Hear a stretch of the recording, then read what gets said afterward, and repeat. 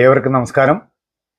ഭീകര ആക്രമണങ്ങൾക്ക് ഇതോടെ ബ്രേക്ക് ഇടേണ്ട സമയം എത്തിയെന്ന് നമുക്ക് എല്ലാവർക്കും അറിയാമല്ലോ.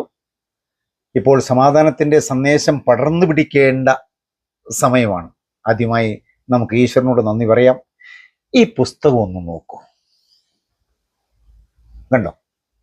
ഇതേത് പുസ്തകമാണെന്ന് അറിയാമോ? യുദ്ധവും സമാധാനവും എന്ന പുസ്തകത്തിൻ്റെ 1ഉം 2ഉം വോളിയംസ് ആണ്. ടോൾസ്റ്റോയിയുടെ എക്കാലത്തെയും വലിയ കൃതി. ഇതിൽ അവസാനത്തെ അധ്യായം വായിച്ചു തീർക്കാനിരുന്നപ്പോൾ യുദ്ധം തുടങ്ങുകയും അവസാനിക്കുകയും ചെയ്ത നിമിഷത്തിലാണ് ഞാൻ എത്തിയത്. യുദ്ധത്തിൽ മനുഷ്യർ എത്രമാത്രം കഷ്ടതയിലൂടെയാണ് കയറിപ്പോകുന്നത് എന്നതിൻ്റെ ചരിത്രമാണ് ഈ നോവൽ.